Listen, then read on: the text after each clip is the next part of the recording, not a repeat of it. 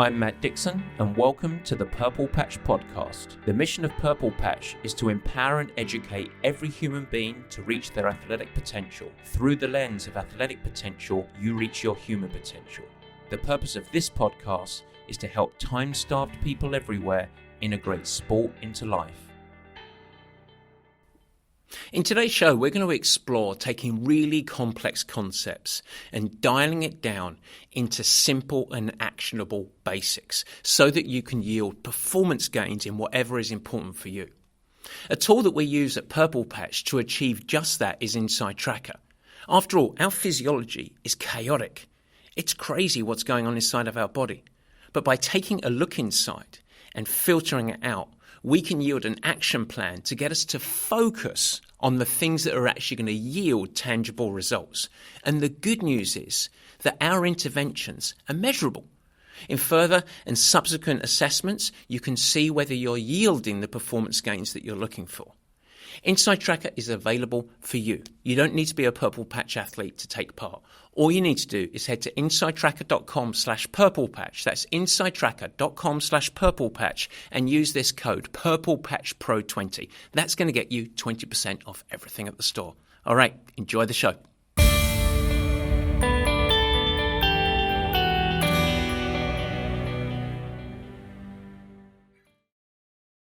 And welcome to the Purple Patch Podcast. As ever, your host, Matt Dixon. And this week, we're going to do a really robust Q&A session. The difference being, there's only one question. There's only going to be one question and one big answer from me. And the reason for that is I recently received a really nice question from a Purple Patch Tri-Squad athlete.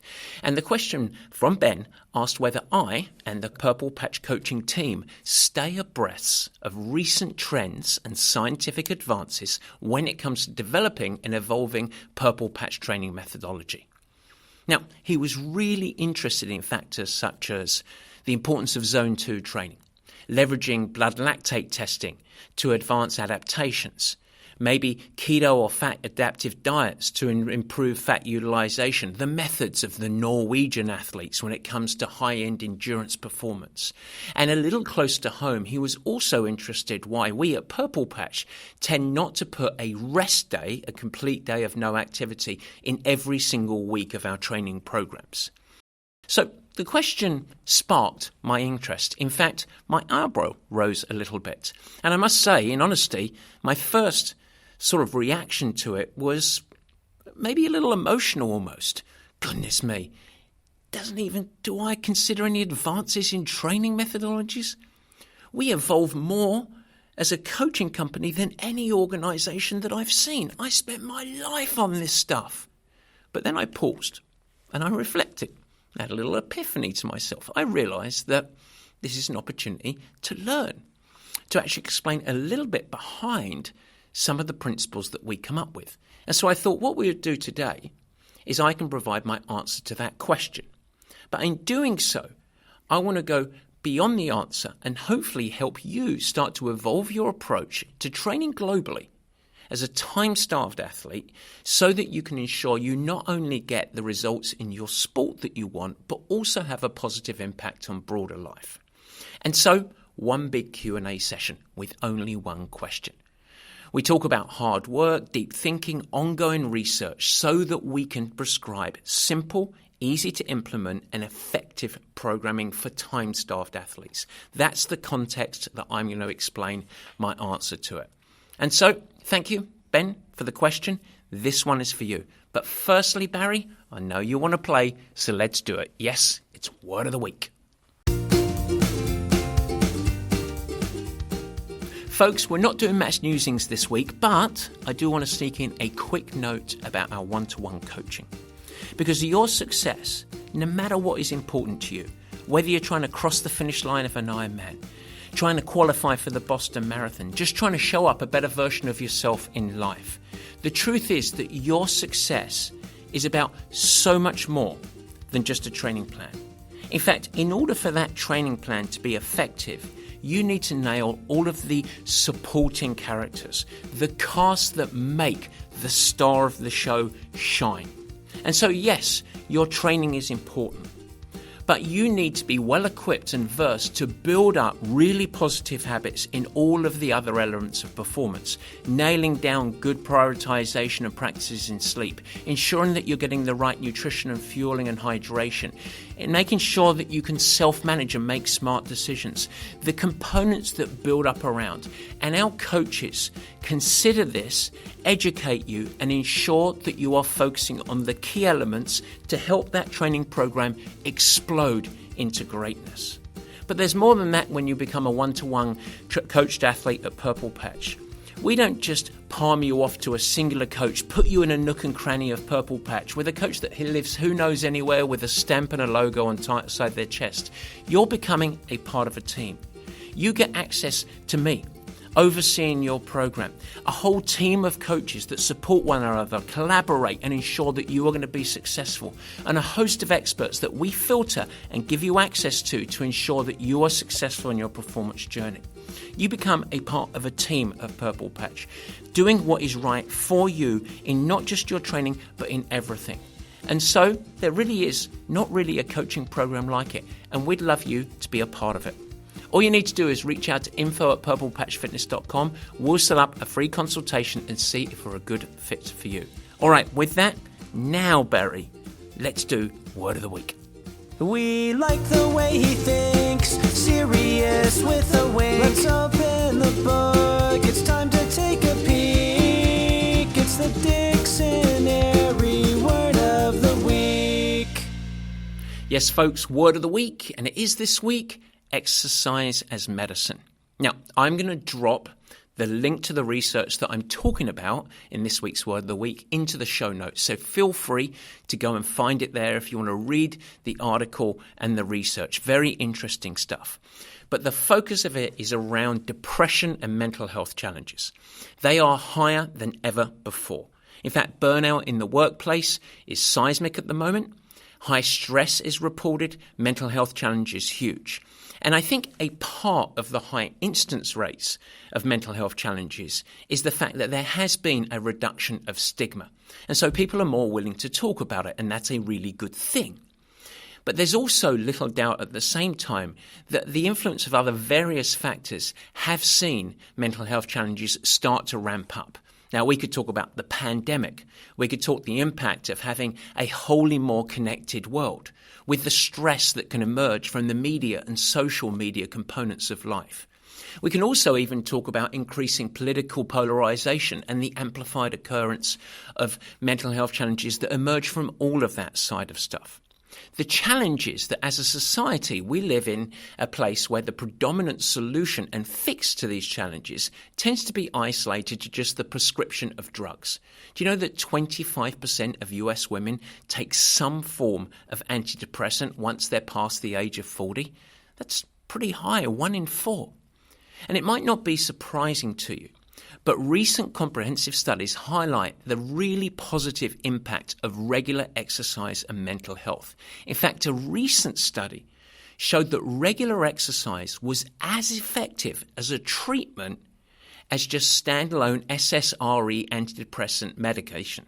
That's really amazing. I'll leave the link in the show notes to the research, as I promised. Now, I should note, this research doesn't allow us to make huge step forwards. Don't worry, ladies and gentlemen, just exercise. Everything's going to be fine in the world. That's not a claim. We're not saying that exercise is the fix-all. I'm also not of the perspective that antidepressants are all bad. They are important tools when battling these types of components for some patients. But what these types of studies do showcase is a belief that I've observed for many years, and that's that for any situation, most people benefit from a multi-fault approach, where you can actually implement lifestyle changes, including exercise, and they can act as an important catalyst on the journey of improvement. And I believe that we should all start there, and then leverage medical interventions on a case-by-case basis. In broader terms, even more so, you might not be navigating mental health challenges, but this research is really empowering for you as well. Because if you're listening and you think, well, I'm absolutely perfectly happy. This research still applies because regular exercise is good for our bodies. It's also good for our brain and our mood, our happiness. And so therefore, I think that we can cross a small bridge and say that exercise and fitness, as well as supporting positive habits, shouldn't be viewed as an afterthought or some form of hobby that you like to do. Instead, prioritizing daily movement should be a key component, non-negotiable component for you to show up the very best version of yourself, performance ready every day. It's going to help you bring your best self, and that's good not just for you, but for everyone. And that is why the word of the week this week is exercise as medicine. Talking of medicating, Barry, I need some meat. Yes, indeed. Sausages, please. It's time for the meat and potatoes.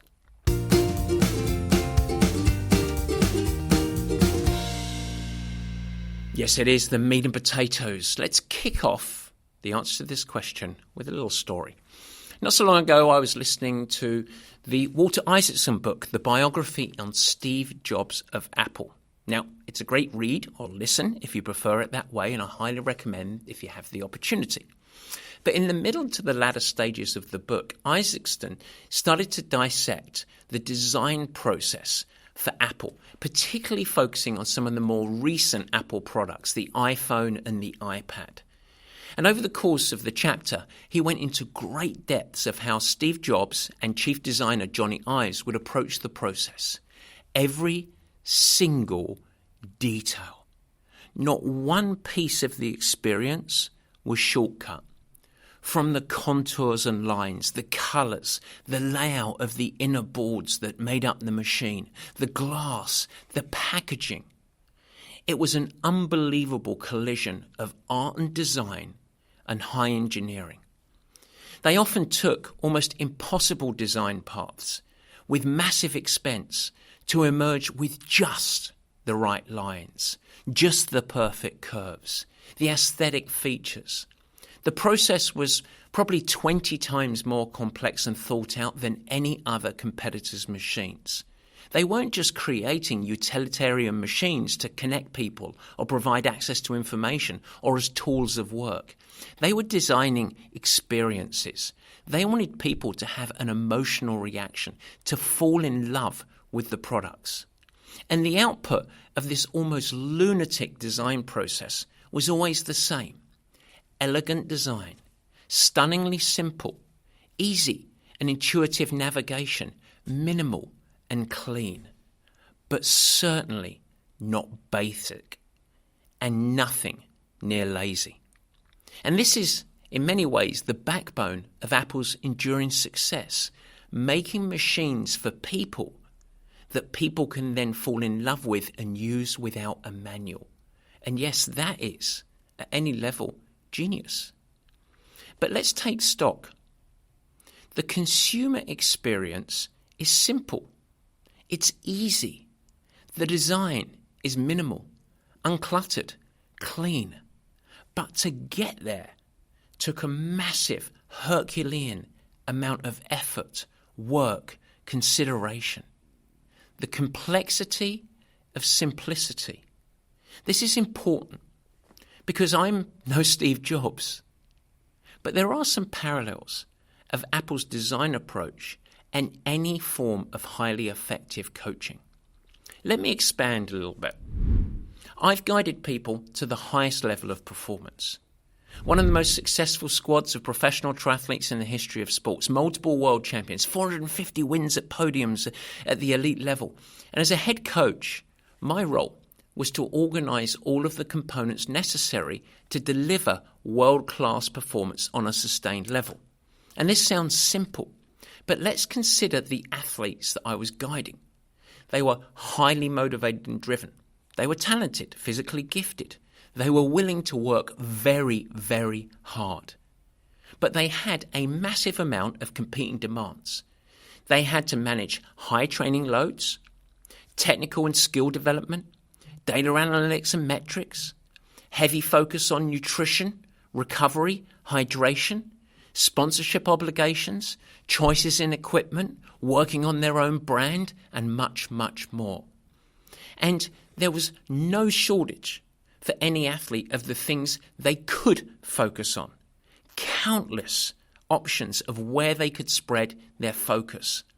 And at the same time, each of them was consistently bombarded with promises of the next great thing, shortcuts for them to achieve success, and even distractions from approaches that were taken by their peers and competitors. At the world-class level of any sport, there is a lot to think about, and never-ending aspects of performance that we could potentially add into the recipe. And I've seen athletes get paralyzed by this. The wealth of information and opportunity, and hence the disbursement of focus. They would add so much into their performance recipe that they didn't do anything really well. The result was confusion, a lack of progression, dipping confidence, ultimately performance decline. The only path that consistently delivered high performance and ultimately great results was by running all of these opportunities through a robust filter. And I labelled this, when I was working with my squad of pros, the purple patch filter. And in the middle of this imaginary big filter, there was, in big black Gotham font, the font that Purple Patch uses, a single question. And do you know what that question was? Will it make the athlete go faster? Very simple. Sounds simple, yeah? And it might be. But it's critical in order to be a catalyst for success. Now, I've told you this next story before, but let me run it through you again. Tim Reed. Tim's a lovely human, a wonderful athlete, and I got to coach him for 5 years. And in the early seasons, I would say that Tim was a little bit of a victim of paralysis of analysis. He tended to focus on so many factors that his effort and commitment didn't yield really, really consistent results. He had some good results, but it wasn't driving the performance needle. And at the start of 2016, I asked him to try a slightly evolved approach, to shift the lens a little bit. And we agreed to focus on just a few basic fundamentals. And we ended up labeling them the basics. And I said, nail the basics. In fact, my promise was that if Tim could absolutely master these basics, the elements that we break down, he would be 95% of the way to his potential. From there, then we could consider some of the other incremental stuff. Now, before this discussion point, I'd spent a long time considering all of the areas that he could focus on and where should we prioritize. And we ended up with something that was beautiful in simplicity. So I'm going to outline these pretty briefly now. Number one, ensure you're feeding the engine. Consume enough calories to support your training. Number two, prioritize sleep. Huge component every single time. It is your biggest performance catalyst. Number three, when I ask you to go easy, go really easy. Number four, integrate strength training year round, all the way through this season. Number five, hydrate every day really well. That became important. Number six, consume calories after workouts, post-workout fueling, really, really critical. And number seven, finally, on the days where we said bring it, 2 to 3 times a week that we were going to have very challenging sessions that I wanted Tim to be wholly present for and engaged. Now, underneath each of these cute titles, these single basics, 7 of them, lay a whole bunch of specific actions and deeper context.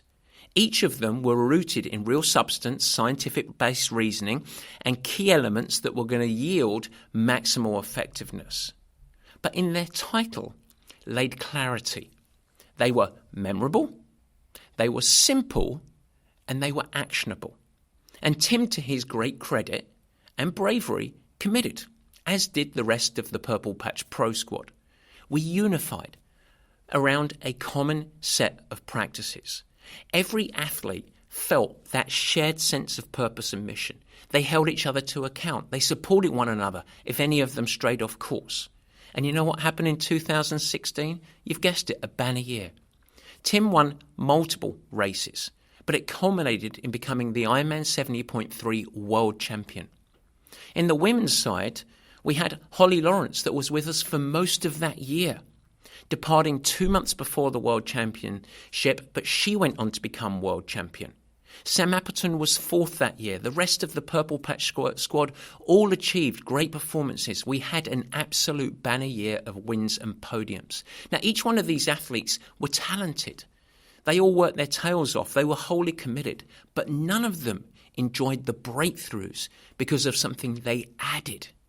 They won because they mastered the fundamentals that drove the vast majority of success. Now, this is a story of professional triathletes. But let's turn to the specifics of the question posed by Ben. Remember, do I and the Purple Patch coaching team stay abreast of recent trends and scientific advances when it comes to developing and evolving Purple Patch training? Well, let's think about us. The vast majority of people that we work with at Purple Patch are time-starved. And so if you're listening, you likely have a lot of competing demands in life. You've got everything under the banner of work, family and friends, and then, of course, you're integrating fitness and training into that very busy and chaotic life. And so for many of us, our most precious commodity that we have is time itself. We only have so much energy to give. We have a finite amount of willpower and certain capacity to absorb and filter information that then we can convert into action. And the majority of your energy should be, and most likely is, rightfully reserved for your role at work, and as well as your family and friends, and then your broader life. And so an account executive should be spending much of their role focusing on executing their role well. If you own a coffee shop, you should be focused on delivering great customer service, super coffee, driving profitability. A CEO should be focused on both short and long-term prosperity and success of the organization. But guess what we focus on at Purple Patch? We spend most of our time on the cutting edge of high performance. We're obsessed, originally with the goal to drive world-class athletic performance, but now adapted to drive sustained high performance in sport and life. So now what we have, and we spend our days considering, is a filter to get to a simple component with these new questions. Number one, still, is it going to make the athletes faster? And number two, will it help them show up performance ready on a daily basis for everything that is important to them in life? So there's sort of a dual role here, but that's our filter. And that's what we spend our time, right at the cutting edge of performance, filtering, navigating, remaining curious, learning, removing distractions and noise. Yet it's our responsibility at Purple Patch to do the hard yards. We need to stay abreast of every single piece of emerging science practices and approaches. We need to observe and reflect on our own approach and our methodology. We need to filter through the noise, quackery, and all of the fake promises out of there. And we need to emerge from that process with the key aspects to provide the answers to those questions. Is it going to make the athletes faster? Will it help them show up daily, performance ready for everything that is important to them? And from then we package, we design. We take the key components and convert them into our own relevant basics for time-starved athlete. The aspects that will help time-starved athletes improve. And the key, once again, they need to be memorable. They need to be simple to understand. They need to be actionable, habit-driven. And to get to these basics takes relentless, never-ending consideration, learning, filtering, and design. Deep complexity to arrive in simplicity. This, Ben, is how it is done. Because your success, Ben, and all Purple Patch athletes will emerge from your commitment, your hard work, but also in leaning into the expertise and guidance that you are buying into. You're a Purple Patch athlete. It's great. And we are going to guide you. We take that responsibility really seriously. And so, interestingly, through answering the question, Ben, you excited me. It's great. Because many of the aspects that you're really curious about are great. But interestingly, do you know that they're not really new or different or even radical? They're recycled, as so much is, a little bit like fashion. And they're brought back to popularity, often packaged as something fresh. I'm now in my third cycle of the promotion of the next frontier of human performance, being blood lactate testing. I must be getting old, Ben. But as an aside, by the way, blood lactate testing, yeah, it can be valuable. It can be really helpful. But the question I have to filter through is it valuable for you, the time-starved athlete? Is it going to help you go faster? And I come to this with looking at the research, but also having completed way more than 1,000 assessments of blood lactate in my coaching life. I'm pretty well versed in it. But does it pass our filter? Will it make you go faster? Will it help you show up daily life, performance ready? Period. Now I need to put the context also through some truths here. Remember that I'm no longer filtering these components thinking about world-class performance in athletes too much because I'm not really working with pros anymore. And so instead, I realized that my responsibility is working with time-starved athletes with competing demands. And the vast majority of those athletes are very far from mastering those fundamentals. They're not great yet at self-management, navigating terrain, making smart decisions around training, executing the training as intended, going easy on the easy days, etc. It's just really normal. And this means that there is still a huge growth opportunity for the vast majority of athletes that we're helping, where once they develop and they master the basics of self-management, really high-quality training and all of the supporting habits, it's going to get them the results that they want. And so why would I add into that distraction, noise, other things that may or may not provide incremental tiny results, but also may be the tipping point where it just becomes back to the confusion, the distraction, the disbursement of focus, the loss of confidence, and ultimately performance decline. So it won't deliver results so often until you've mastered the fundamentals. In the limited capacity that our time-starved athletes have, what will yield the results? And 99 times out of 100, it comes from decluttering, narrowing focus to the fundamental but critical practices and mastering them. And I get it. You might be listening right now and you might think, great, Matt, I get it. But I'm not time-starved. Yeah, well, it still applies. Because guess what? Every single pro that I worked with when they joined Purple Patch, professional, elite, world-class athletes, none of them had mastered the fundamentals. None of them knew how to genuinely execute quality training and manage their schedule. And all of us as amateurs are managing it within various other demands in life, time-starved or otherwise. And so, yes, it is important to stay curious. We must remain open. We must continue to seek game-changing impacts. But make no mistake, simple and repeatable does not mean it's basic. It takes a massive amount of hard work and consideration to arrive at such a simple, actionable set of basics. And so, Ben, and everyone that's listening, I hope that helps. And while I have you, I promised at the top of the show I was going to talk about rest days as well. Because remember, a big part of Ben's question, the second part, was why do we not consistently every week integrate a rest day in our Tri-Squad program? So it's a great question. So let me give you the context on that one, just to finish up today's show. There is real value in taking a day off and turning your back on sport completely. There's real value to it. It's also important to periodically integrate for any athlete 2 to 3 days in a row of lower stress training so that we can facilitate a little bit of deeper rejuvenation and a rebound on your system and your muscles. So there is value on rest days, and it's important to occasionally have 2 to 3 days in a row that you allow yourself to restore. Okay, now let's talk about how we build the programming at Purple Patch. We tend to build programming for time-starved athletes in 3-week cycles. Week 1, week 2, week 3. Then we repeat that cycle and maybe progress some components of it. We repeat it again, progressing other components to make the load a little bit greater. One more cycle, and then we shift the emphasis. That's how we tend to structure it.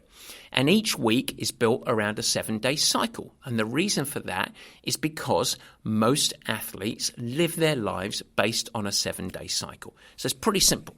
Alrighty.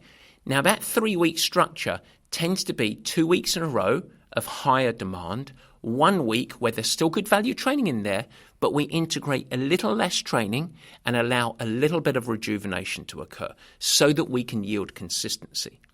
We have, within any given week of training, 1, 2, or 3 days that are high demand, similar to what we did with Tim Reed. Remember, show up, be present. This is going to be challenging. And then we have other workouts that are more supportive in nature, still delivering high value, cardiovascular conditioning, muscular endurance, etc., but also allow decompression. In other words, can be soul-filling, as I like to call it. Because as a time-starved athlete, it's important not to have to show up mentally every single day, or it turns into a part-time job. And we don't really need a second job, most of us, or a third job or a fourth job. And so the decompression tools have an active role where you're getting some physiological gains, but they tend to be easier and they allow a de-stressing, psychological and emotional. That's a really key component. Now that helps as a management tool as we go through that component because you get a decompression component. They are easy, they're conversational, and they help with recovery. They rejuvenate. But they also provide just enough stimulus to prevent the body from feeling flat. As I said, we frame out every week of training in 7-day cycles because that's how we live the rest of our lives. And most of the times we try to program a single session a day. But, and here is the but, we understand that life happens to time-starved people. It's rare that a highly successful athlete that achieves great results under Purple Patch does something every single day in their training blocks because life so often brings some forced rest. It might be work, it might be travel, it might be Katie's soccer game or dance recital, whatever it might be. But life happens, and that's okay because we deliberately build it with flex into the program. And so what you have as an athlete is flex. Because if life happens and you miss a day, well, you've got a couple of opportunities. You can just let that session go, and that's okay, particularly if it's a supporting workout, or you can replace an upcoming supporting workout with that key workout if you're missing a big day, and you've got some flex. And even more so, because we tend to try and keep it to 1 session a day, if you need to, and you have time and the body has the energy, you can even double up on a subsequent day. And so quite a few athletes might train 5 days a week, but a couple of days they might do a couple of sessions in a day.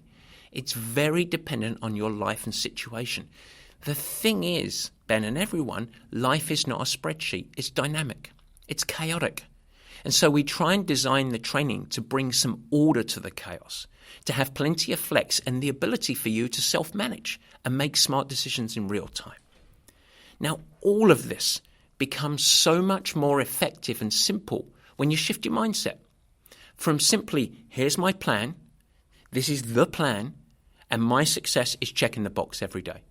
And if I get 99 out of 100, I'm going to win, whatever your version of winning is. That's not the case. Real effectiveness comes where you're managing that workout program within the context of life. And if you want to get really effective, where you get bigger results, it's integrating the organizational effectiveness tool of our Sunday special. Every week, planning all components of your life and then integrating training into it. If you do that, which is for us at Purple Patch a non-negotiable practice for every Purple Patch athlete, that's where you get the catalyst. And so, Ben, and anyone else listening, if you're not currently doing the Sunday special consistently, start there.